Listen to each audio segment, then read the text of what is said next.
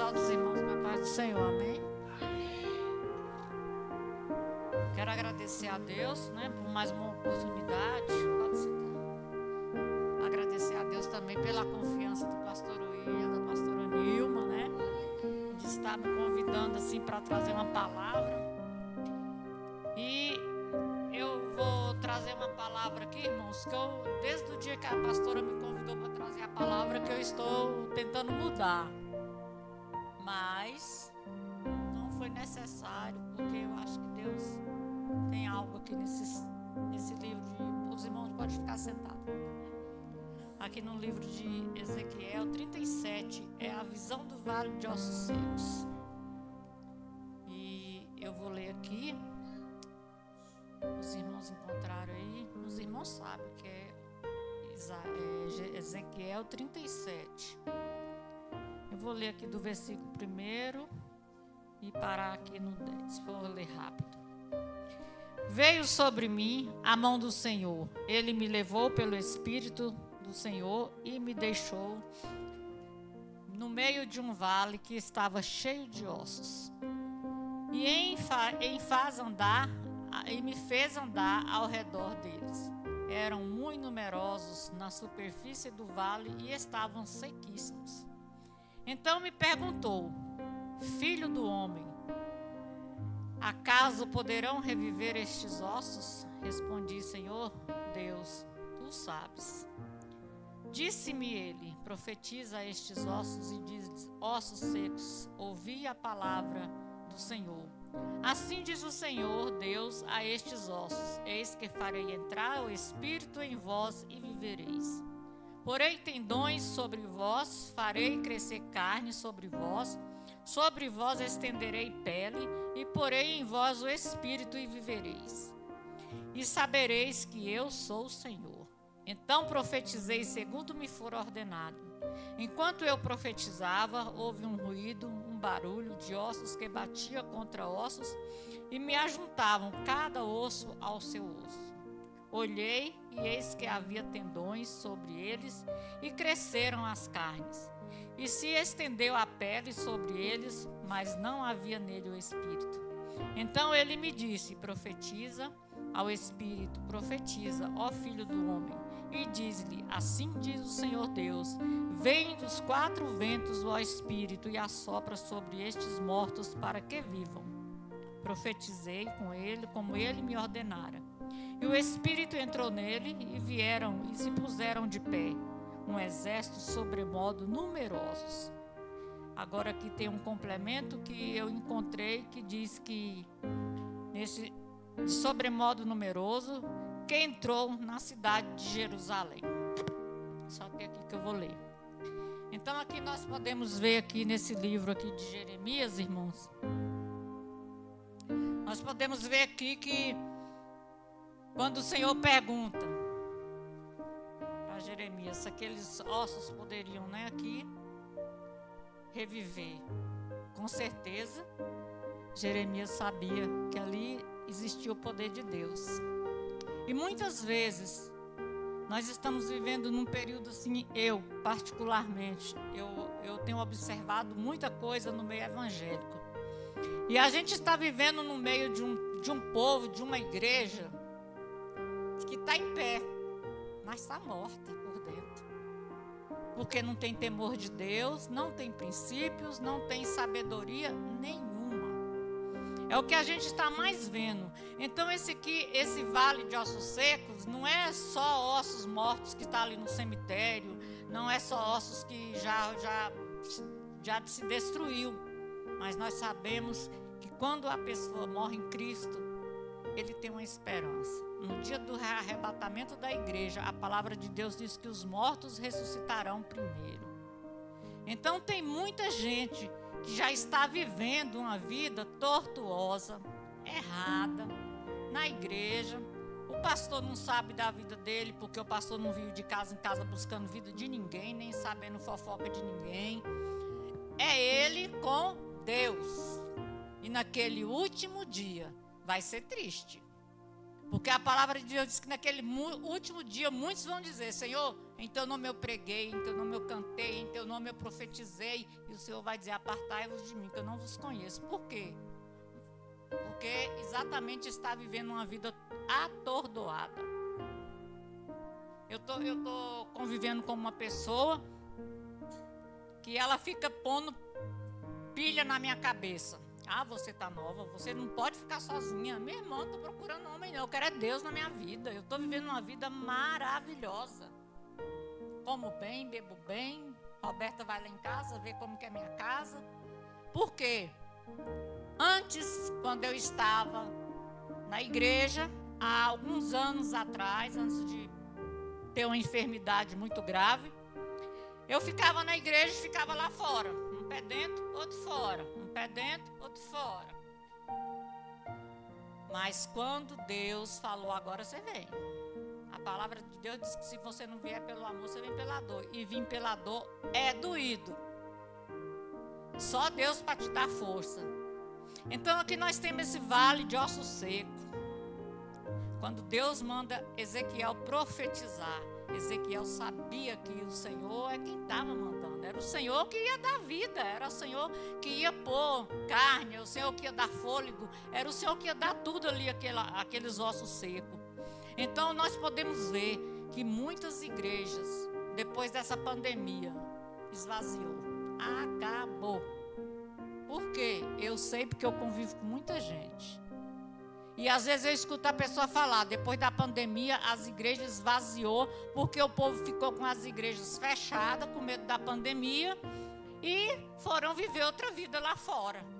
E lá fora estão. E não conseguem voltar. Porque a palavra de Deus diz que aquele que olha para trás vira igual a estátua, a mulher de Ló.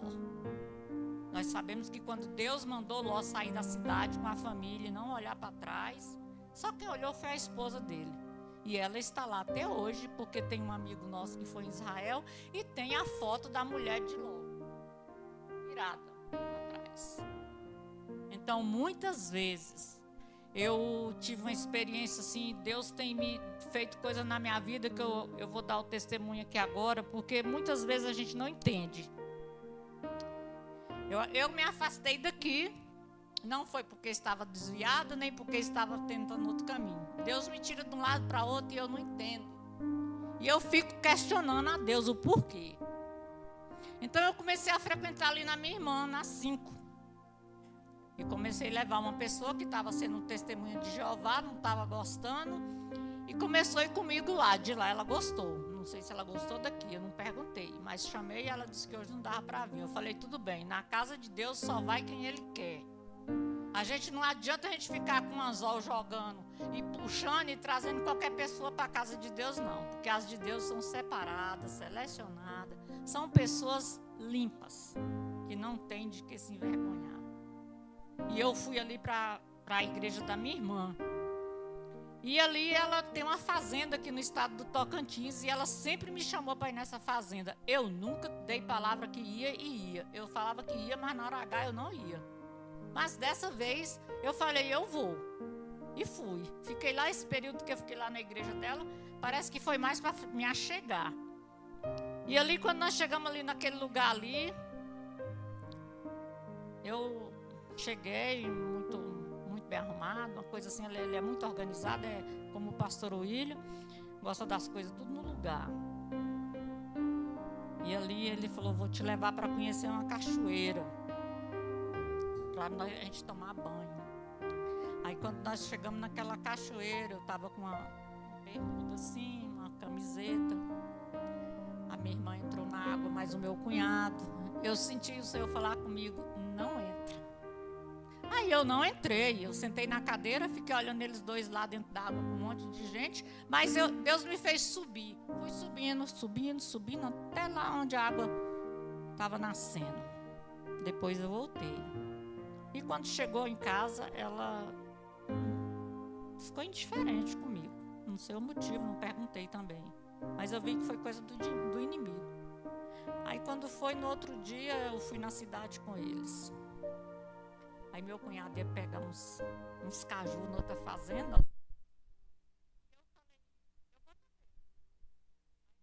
Eu falei: não, eu não vou mais não.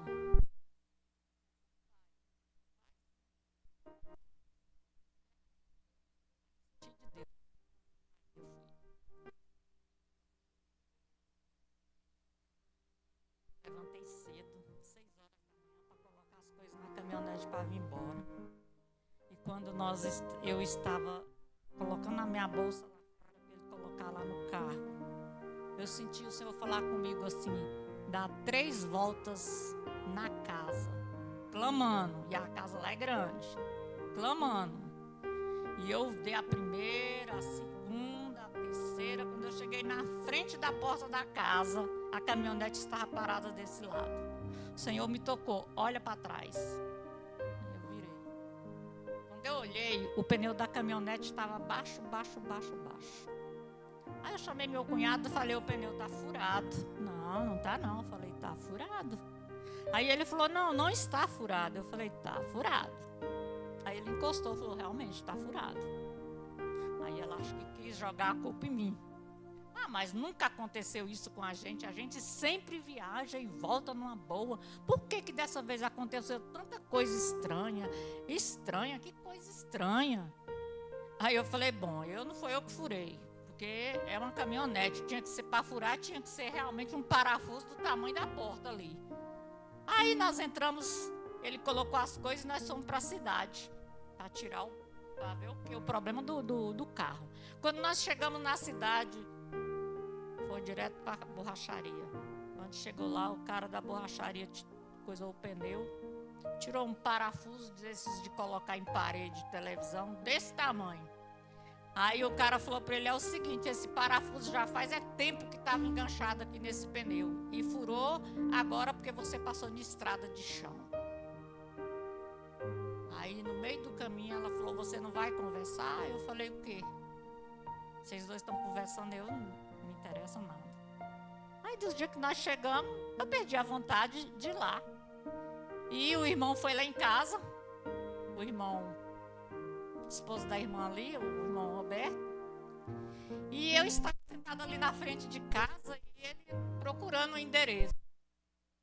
Aí quando ele chegou na grade, ele falou para mim assim: oi, irmão, você tá aqui? Eu vim aqui te falar uma coisa. Deus te levou numa viagem para livrar um casal de um acidente que ia dar morte. Olha só como que Deus faz, irmãos. Então, às vezes a gente pensa assim: na casa de Deus há espaço, há lugar para todo mundo. Então, muitas vezes Deus tem feito isso comigo e a gente sempre, às vezes eu pago um preço assim, porque eu me sinto muitas vezes assim angustiada, afadigada, eu não tenho para onde ir, eu não tenho com quem conversar. Eu fico lá em casa o tempo todo assim e eu fico questionando com Deus, mas agora eu parei. Então agora hoje eles já estão na Bahia, né? É só viajando.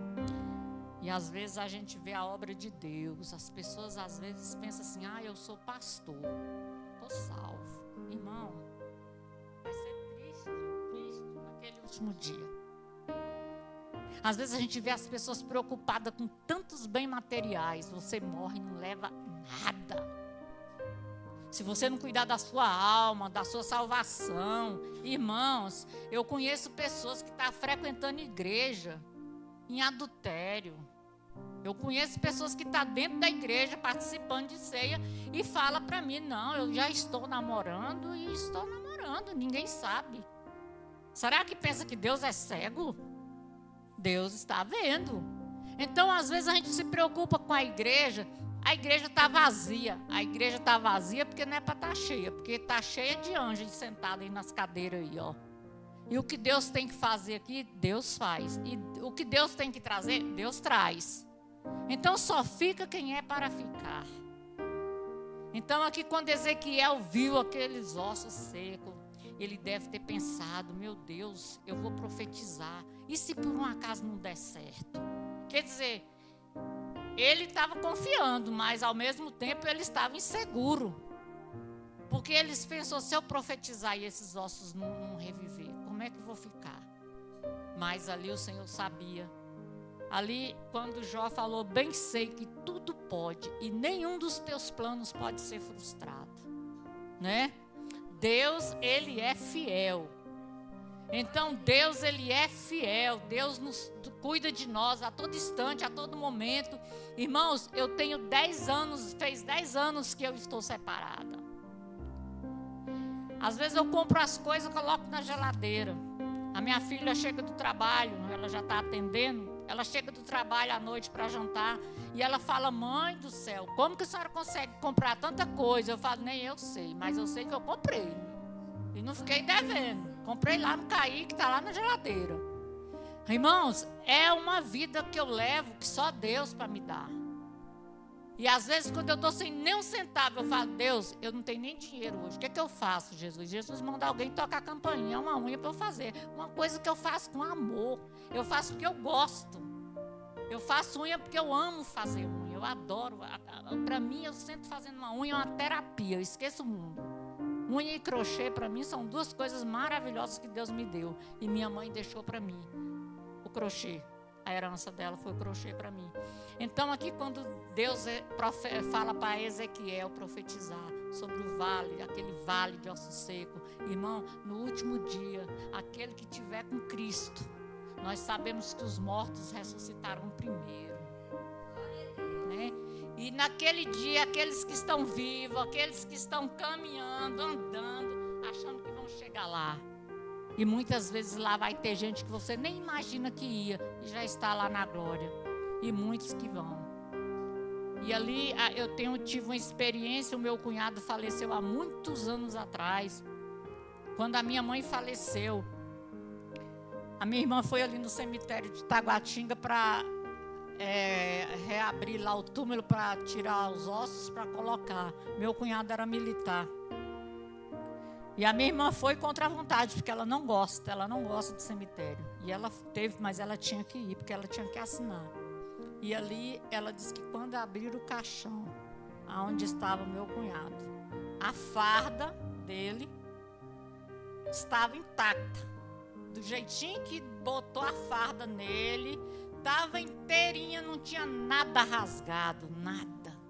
Tanto que diz que lá na capela dobraram e colocaram dentro de um saco para colocar do lado do caixão da minha mãe. Então, meu cunhado, ele faleceu de um acidente ali na estrutural, ainda não existia aquele cruzamento ali. Era viaduto, era só o cruzamento. E o Senhor usou a irmã Yara, não sei quantos conhecem aqui a irmã Yara. A gente conhece a irmã Yara desde que ela morava lá no Areial, dentro do mato. A gente ia para lá de noite orar, levava jornal para ajoelhar, porque lá o barro era preto. Era barro realmente preto. E a gente ia para lá, eu, minha irmã, minhas primas, 2 pastores amigos da gente, ia para lá orar na irmã Yara. E ele, um dia antes de falecer, ele foi ali no culto na irmã Yara e o Senhor usou a irmã Yara para falar com ele. Eis que estou te dando divisas. E ele chegou em casa e ainda brincou com a minha mãe e falou assim: Deus usou a irmã Yara falando que está me dando divisas. Como é que eu posso receber divisas se eu ainda sou soldado? A divisa dele não era aqui.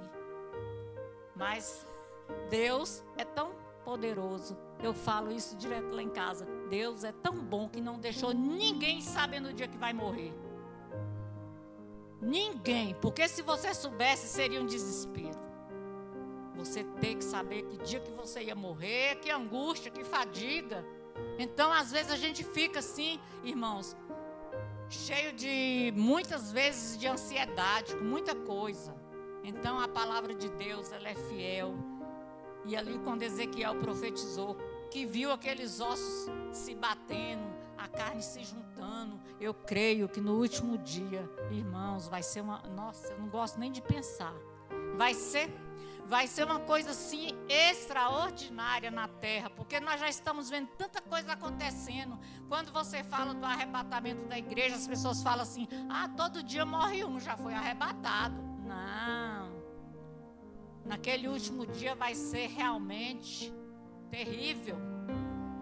Cada um procurando os parentes, não achando e não sabe cadê, onde foi. E aí vai ser uma luta muito grande. Então, eu creio que quando Ezequiel profetizou, e ele viu aquelas covas se abrindo, e aqueles ossos se juntando, e aquele povo se juntando ali, irmãos, foi uma coisa extraordinária. Desde cedo que eu estava procurando uma palavra, e eu falei: eu não sei pregar. Sabe, não? Eu não sei pregar, né? Igual a pastora William, a pastora Nilma. Mas eu falei, eu vou levar essa palavra porque eu procurei tanto e não encontrei. Então para complementar, eu vou cantar um hino aqui agora, que esse hino é do cantor cristão, e eu estarei encerrando. Da próxima vez eu vou estudar mais para pregar mais. Se eu tiver... Não sei se é da harpa. Glória a Deus, toda honra e toda glória seja dada a Ti, Senhor. Se eu tiver Jesus ao lado e por Ele auxiliado, se por Ele for mandado, a qualquer lugar irei, seguirei ao meu bom mestre, seguirei ao meu bom mestre, seguirei ao meu bom mestre, onde quer que for irei, seja meu caminho duro, espinhoso ou inseguro, em seus braços bem seguro, onde me mandar irei, seguirei ao meu bom mestre, seguirei ao meu bom mestre, seguirei ao meu bom mestre, onde quer que for irei. Quando terminar a vida, fim da minha triste lida, tenho a glória prometida, eu pra meu Senhor irei, seguirei ao meu bom mestre, seguirei ao meu bom mestre, seguirei ao meu bom mestre, onde quer que for irei. Amém, Jesus. Irmãos, essa palavra aqui que diz: se por Ele for mandado, a qualquer lugar irei. Será que vai mesmo? Às vezes nós falamos: Senhor, onde o Senhor me mandar eu vou. Manda para um lugar igual uma África.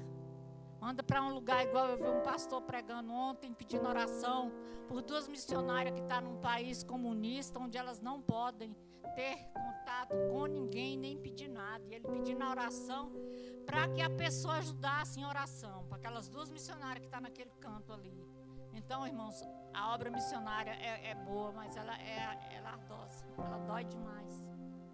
Deus sabe que eu já caminhei muito, eu já ganhei assim almas para Jesus, e eu creio que Deus ainda vai fazer muito na minha vida, porque Deus, Ele tem um plano comigo, porque se não fosse a mão de Deus, hoje eu não estaria aqui, porque eu já dei meu testemunho aqui, que eu já passei por uma leucemia em estado final, de 62 quilos, eu passar a pesar 32 quilos, então quando Deus me restaurou, e falou: estou eu te restaurando para uma grande obra, mas ai de ti se voltar atrás.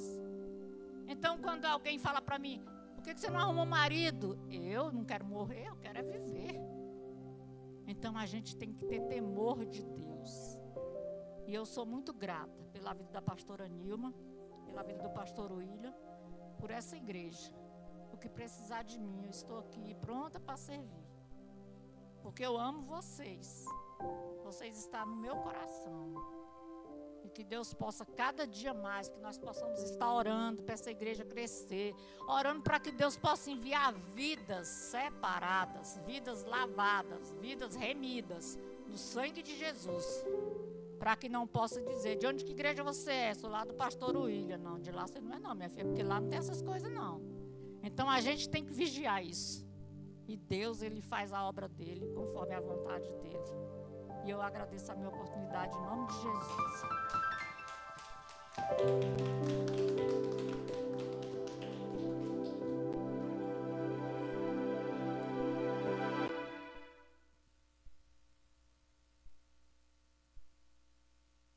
Deus.